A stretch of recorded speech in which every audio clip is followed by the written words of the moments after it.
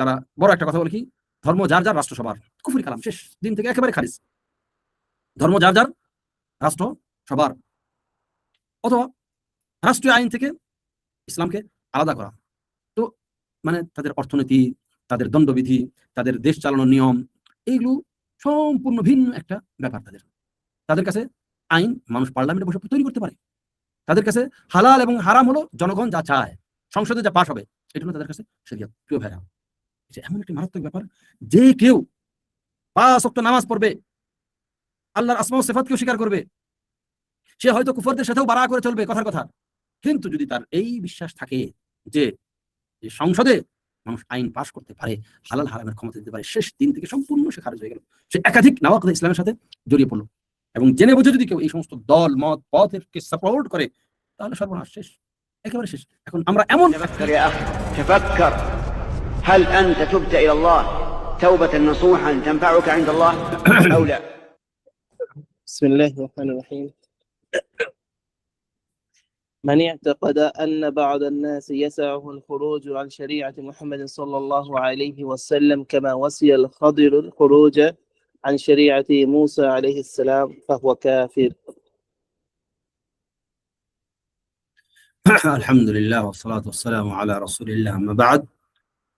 সম্মানিত ভাইরা, নাওয়াকিদুল ইসলাম, ইসলাম ভঙ্গকারী বিষয়ের আজ 9 নম্বর বিষয় নিয়ে আলোচনা।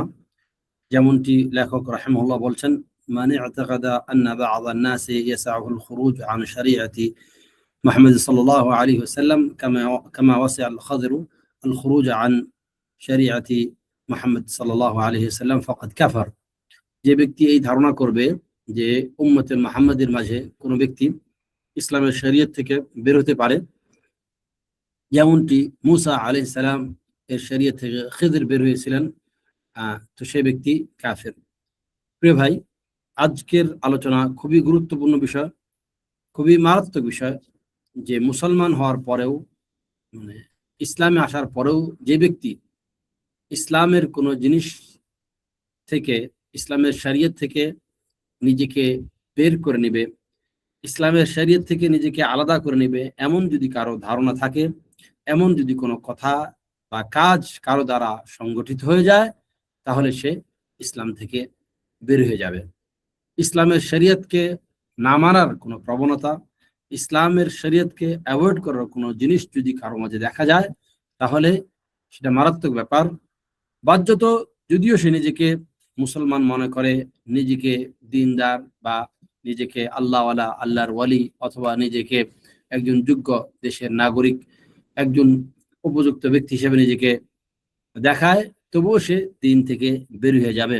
প্রিয় ভাইরা, আমরা যখন বলছি যে শরিয়ত থেকে বের হয়ে যাওয়া, অর্থাৎ শরীয়তের কোনো জিনিস তার মাঝে লাগু হতে হবে না, এমন কোনো ধারণা যদি কেউ রাখে, তাহলে সে ইসলাম থেকে বের হয়ে যাবে। মুসলমান হওয়ার পর যদি কোনো ব্যক্তি এমন ধারণা পোষণ করে যে আমার মাঝে শরীয়তের এটা প্রযোজ্য নয়, তাহলে সে দিন থেকে খারিজ। উদাহরণস্বরূপ লেখক যেমনটি বলেছেন, ঠিক যদি কেউ এই দাবি করে যে খিদির আলাইহিস সালাম মুসার শরীয়ত মানতে বাধ্য না, অতএব আমরাও সবাই যে রাসূল সাল্লাল্লাহু আলাইহি ওয়াসাল্লামের শরীয়ত মানতে বাধ্য, ব্যাপারটি এমন না, তাহলে সে কাফের। প্রিয় ভাইরা, আমরা যদি এই বিষয়টিকে সংক্ষেপে দেখি, তাহলে আমরা 2 শ্রেণীর মানুষকে পাই, যারা রাসূলুল্লাহ সাল্লাল্লাহু আলাইহি ওয়াসাল্লামের শরীয়ত থেকে বাইরে চলে যাচ্ছে। আমরা 2 শ্রেণীর মানুষদেরকে এখানে দেখতে পাই। প্রথম শ্রেণীর হলো সুফিরা, সেই সমস্ত নাম কি হচ্ছে আল্লাহওয়ালারা, যাদের ব্যক্তি জীবন, যাদের লেখনী, যাদের কিছু কারামত, যাদের কিছু কুশুফ, যাদের কিছু আল্লাহওয়ালা পরহেজগারিতা এমন একটি পর্যায়ে নিয়ে যায় যে তাদের কথা অনুযায়ী তারা, তাদের বুজুর্গানে দ্বীনেরা শরীয়ত মানতে বাধ্য না। এটা হলো এক শ্রেণী। আরেক শ্রেণী, যাদেরকে আমরা জাতীয়তাবাদী হিসেবে জানি, যাদেরকে আমরা সেকুলার হিসেবে জানি, যাদেরকে আমরা ধর্মনিরপেক্ষবাদ হিসেবে জানি, যাদেরকে আমরা খুব ভালো একজন সুশীল সমাজ এ বাস করনেওয়ালা একজন সুশীল নাগরিক হিসাবে যাদেরকে জানি, এই শ্রেণীর মানুষ যাদের ব্যক্তি জীবন, যাদের ধ্যান ধারণা চিন্তাতে দেখা যায় যে ইসলাম হয়তো মসজিদ পর্যন্ত ঠিক আছে, কিন্তু রাষ্ট্রীয় জীবনে ইসলামের বিধিনিষেধ মানতে আমরা বা মানতে বাধ্য না। তো এই দুই শ্রেণীর লোকদেরকে দেখা যায় যে যারা মুসলমান বলার পরেও শরীয়তে মুহাম্মদ সাল্লাল্লাহু আলাইহি সাল্লাম, মুহাম্মদের শরীয়ত মানতে তারা বাধ্য না। যেমন আপনি যদি এদেরকে দেখেন, যারা সুফি, যারা বিভিন্ন রকমের তরিকায় আছে, নকশবন্দি, চিশতিয়া, কাদেরিয়া, যারা দিনকে যারা দিনকে শরিয়াত এবং মারিফতে ভাগ করে নিচ্ছে, যাদের কাছে শরীয়ত একটা জিনিস, মারিফত আরেকটা জিনিস, যারা এরা এরা যদি অনেক সময় তাদের কথায়, তাদের দাবিতে মানুষদেরকে শরীয়ত মানতে উদ্বুদ্ধ করে, রাসূল সাল্লাল্লাহু আলাইহি ওয়াসাল্লামের সুন্নাহ, রাসূল সাল্লামের দ্বীনকে পরিপূর্ণভাবে মানতে তারা তাদের দাওয়াতি মুহিম, নামাজ, পরহেজগারিতা এবং হালাল হারাম বেঁচে চলা ইত্যাদি মানার কথা তারা মুখে বলে এবং ব্যক্তি জীবনে তাদের অনেক পরিশুদ্ধিও দেখা যায়, কিন্তু তাদের লেখনী, তাদের বিশ্বাস, তাদের ধ্যান ধারণায় মনে হয় যে তাদের বুজুর্গানে দিনরা শরীয়তের সবকিছু মানতে তারা বাধ্য না। কারণ তারা এমন একটি পর্যায়ে পৌঁছে যায়, যেই পর্যায়ে তারা লাদুনি ইলমে পৌঁছে যায়, অর্থাৎ আল্লাহ প্রদত্ত তাদের বিশেষ জ্ঞান, বিশেষ ইলহাম, বিশেষ কুশুফাত, বিশেষ মানামাত তাদের মাঝে চলে আসে। এর ফলে দেখা যায় যে তাদের মাঝে অনেককে দেখা যায় যারা হয়তো নামাজ পড়তে বাধ্য না, কারণ তাদের কোনো বুজুর্গ যখন মক্কায় যায়, দেখে যে মক্কায় এসে কি এক কোনায় বসে আছে, নামাজ পড়তেছে না, তখন জিজ্ঞাসা করা হলো, কেন ভাই নামাজ পড়তেছ না, কেন হে বুজুর্গানের দিন, এই আল্লাহর ওলি নামাজ পড়তেছে না, এরা আবার আল্লাহর ওলি নামাজ পড়ছে না। বলছে নামাজ কিভাবে পড়বো, কাবাতে চলে গেছে, অমুক বুজুর্গের জিয়ারত করতে চলে গেছে।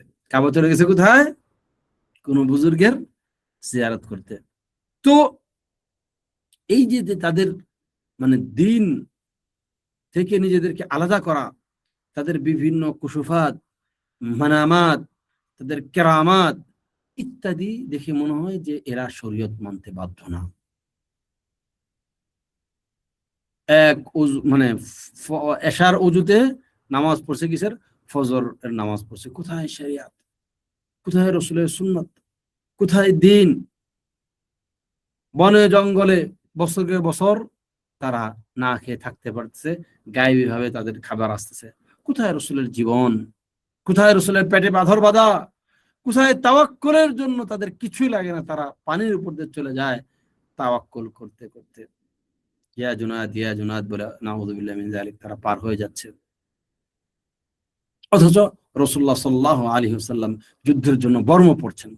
তো এদের জীবন, এদের ধ্যান ধারণা দেখলে মনে হয় যে এরা মানে আলাদা জগতের মানুষ, এরা দিনের এদের প্রয়োজন নাই, শরীয়ত মানতে এরা বাধ্য না। এই জন্যই দেখা যায় যে তারা তারা এমন একটা মর্তবায় পৌঁছে যান, যেই মর্তবাতে তোমরা এগুলোর কথা বুঝবে না। তাদের সাথে কথা বললে কি বলে, ভাই তোমরা এগুলো কিছু বুঝবে না, কারণ তোমরা ওই পর্যন্ত পৌঁছো নাই।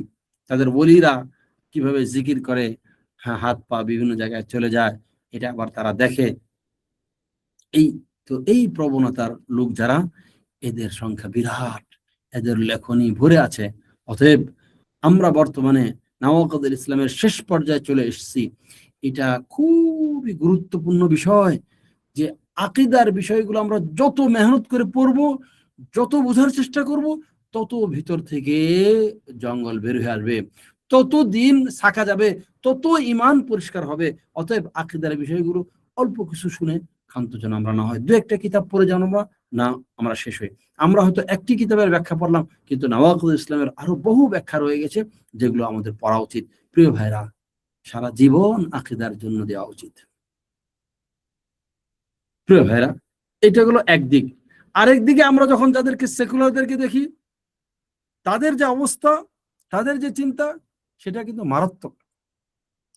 তাদের যে কথা, তাদের যে ধ্যান ধারণা, তাদের মানে তাদের তাদের চিন্তা চেতনাগুলো মারাত্মক রকমের, মানে মানে মারাত্মক পর্যায়ে তারা চলে গেছে। এমন ভয়ঙ্কর পর্যায়ে চলে গেছে যে তাদের কাছে ন্যাশনালিজম বা জাতীয়তাবাদ এমন একটি ব্যাপার যেটা একেবারে শরীয়তের বিপরীত তারা করিয়েছে। তাদের কাছে যে তাদের কাছে জীবন হলো কি একটা জিনিস, আর ইবাদত বন্দেগী আলাদা জিনিস।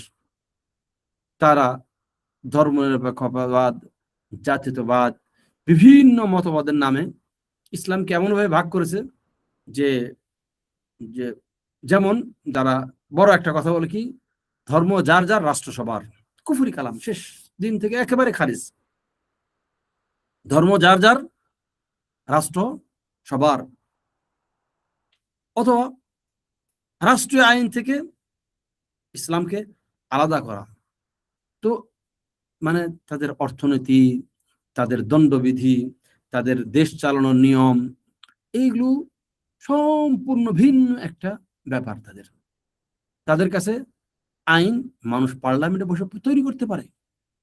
তাদের কাছে হালাল এবং হারাম হলো জনগণ যা চায়, সংসদে যা পাশ হবে, এটা হলো তাদের কাছে শরিয়ত। প্রিয় ভাইরা, এটা এমন একটি মারাত্মক ব্যাপার, যে কেউ 5 ওয়াক্ত নামাজ পড়বে, আল্লাহর আসমা ও সিফাতকেও স্বীকার করবে, সে হয়তো কুফরদের সাথেও বাড়া করে চলবে কথার কথা, কিন্তু যদি তার এই বিশ্বাস থাকে যে সংসদে মানুষ আইন পাশ করতে পারে, হালাল হারামের ক্ষমতা দিতে পারে, শেষ দিন থেকে সম্পূর্ণ সে খারিজ হয়ে গেল। সে একাধিক নাওয়াকিদে ইসলামের সাথে জড়িয়ে পড়লো। এবং জেনে বুঝে যদি কেউ এই সমস্ত দল মত পথেরকে সাপোর্ট করে, তাহলে সর্বনাশ, শেষ, একেবারে শেষ। এখন আমরা এমন একটি মহাযজ্ঞের সামনে, এমন একটি মহাবিপদের সামনে রয়েছি। একদিকে এই মানুষগুলোর বাহ্যিক জীবনে দেখা যায় তাদের দাড়ি আছে, তারা হয়তো কোরআন পড়ে, তারা হয়তো ব্যক্তি জীবনে দিন চর্চা করার চেষ্টা করে, কিন্তু যখন তারা ব্যাংকে যায়, যখন তারা কোর্ট কাচারিতে যায়, যখন তারা পার্লামেন্টে যায়, যখন তারা বিভিন্ন রকমের লেখনীতে, যখন তারা শিক্ষকতা করে, যখন তারা বিভিন্ন আইনের কাজে, বিভিন্ন মানে জাতীয় এবং আন্তর্জাতিক মাহফিলে যায়, তখন মনে হয় যে এরা তো মুসলমান না। ভাবটা এমন যে রাসূলুল্লাহ সাল্লাল্লাহু আলাইহি ওয়াসাল্লাম শুধু নামাজ, রোজা আর আকীদার কয়েকটি মাসআলা বোঝানোর জন্য এসেছিলেন। তাদের মধ্যে বারাআতুম মিনাশ শিরক ওয়া আহলি দেখা যায় না, যেখানে দিনের প্রথম 3টা স্তর হলো ইবাদত, শিরক এবং বারাআ, যেটা মুহাম্মদ আব্দুল ওয়াহাব রাহিমাহুল্লাহ সহ বড় বড় আলেমরা সেই প্রথম যুগ থেকে আজ পর্যন্ত বুঝিয়ে গেছেন। তাদের কাছে এই আকীদাটা কিছু না, তাদের কাছে আছে উগ্র জাতীয়তাবাদ, দেশের স্বার্থ আগে। এই জন্য তারা মুসলিম কোথায় মরে যাচ্ছে না যাচ্ছে সেটার কোনো তওয়াক্কু নেই, সেটা কোনো মানে সেটার সাথে কোনো ব্যাপারই তাদের কাছে নাই। অথচ আল্লাহ বলেছেন, ওয়ামা ইয়াবতাগি গায়রাল ইসলামি দীনা ফালা ইউকবালা মিনহু ওয়া হুয়া ফিল আখিরাতি মিনাল খাসিরিন। যে ব্যক্তি ইসলাম ছাড়া অন্য কিছু মানবে, জাতীয়তাবাদ হোক, ধর্মনিরপেক্ষতাবাদ হোক, সমাজতন্ত্র হোক, পুঁজিবাদী হোক, গণতান্ত্রিক যে কোনো ব্যবস্থা হোক না কেন, যদি ইসলামের সাথে ইসলামের কোন নীতি, সেটা জাতি হোক বা আন্তর্জাতিক হোক, কোন সংঘর্ষিক কিছু হয়ে যায় এবং সে ইসলামের পরিপন্থী অবস্থায় সে নিজেকে স্থাপন করে, ইসলাম থেকে পূর্ণভাবে সে বেরিয়ে যাবে। প্রিয় ভাই, অতএব মারাত্মক ব্যাপার। এই জন্য আসুন আমরা নাওয়াকিদুল ইসলামগুলো বোঝার চেষ্টা করি এবং উদখুলু ফিস সিলমি কাফাহ, পরিপূর্ণভাবে দিনে প্রবেশ করি। এমন না দিনের কিছু অংশ মানলাম এবং কিছু অংশ ছেড়ে দিলাম। এই জন্য আল্লাহ রাব্বুল আলামিনের কাছে দোয়া করি, আসুন সমস্ত রকমের জাহেলিয়াত, সেটা আধ্যাত্মিকতার নামে হোক এবং সেটা গণতন্ত্রের নামে হোক, সমস্ত প্রকার উগ্রবাদ, সেটা ধর্মনিরপেক্ষতার নামে হোক বা জাতীয়তাবাদের নামে হোক, সমস্ত কিছুকে পরিত্যাগ করে একেবারে ওয়াকাযালিকা জাআলনাকুম উম্মাতান ওয়াসাতা, শ্রেষ্ঠ উম্মত এর মতন হই, যেটা আমাদের কুদওয়া হবে রাসূল, ব্যক্তি জীবন থেকে শুরু করে আন্তর্জাতিক জীবন পর্যন্ত সমস্ত কিছুর বিধানদাতা এবং আইনদাতা একমাত্র আল্লাহ সুবহানাহু ওয়া তাআলা এবং তার রাসূল, এবং নীতি চলবে, আদর্শ চলবে উলামারা যেগুলো বলে গিয়েছেন। ইমাম আবু হানিফা রাহিমাহুল্লাহ থেকে শুরু করে ইমাম শাফি, মালিক, আহমদ হাম্বল সহ যত সমস্ত সালাফুল উম্মাহ ইমামরা যে সমস্ত নীতি পদ্ধতি বলে দিয়ে গেছেন তার হুবহু অনুসরণ করা, সেটা ভাষা হোক, সেটা রাষ্ট্র হোক, সেটা সংস্কৃতি হোক, এমন কোনো জিনিস যদি ইসলামের সাংঘর্ষিক হয়ে যায়, ইসলামের পরিপন্থী হয়ে যায়, সাথে সাথে তা ত্যাগ করা। নিজের দেশ, নিজের ভাষা, নিজের কালচার কোনো কিছুই মূল্য রাখে না ইসলামের সামনে। এগুলো সমস্ত কিছু হলো মানুষদের দেওয়া, মানুষদের গড়া বিভিন্ন রকমের মতবাদ, যেগুলোকে বিলুপ্ত করার জন্য, যেগুলোকে ধ্বংস করার জন্য, যেগুলোকে শেষ করার জন্য যুগে যুগে নবী রাসূলকে পাঠানো হয়েছে। সর্বশেষ রাসূলুল্লাহ সাল্লাল্লাহু আলাইহি ওয়াসাল্লামকে পাঠানো হয়েছে যে এই উম্মতের এমন কোন ব্যক্তি নাই যে রাসূলুল্লাহ সাল্লাল্লাহু আলাইহি ওয়াসাল্লামের কথা শুনবে, তার ব্যাপারে জানবে এবং তার প্রতি পূর্ণ ঈমান আনবে না, সে জাহান্নামী, সে নরকবাসী। আল্লাহ রাব্বুল আলামিন আমাদেরকে হেফাজত করুন। ওয়া সাল্লাল্লাহু আলা নবিয়িনা মুহাম্মাদ ওয়া আলা আলিহি ওয়া সাহবিহি আজমাইন। সুবহানাকাল্লাহুম্মা ওয়া বিহামদিকা আশহাদু আল্লা ইলাহা ইল্লা আনতা আস্তাগফিরুকা ওয়া আতুবু ইলাইক। সাল্লাল্লাহু আলা নবিয়িনা মুহাম্মাদ। কোনো ভাইয়ের কি কোনো প্রশ্ন আছে?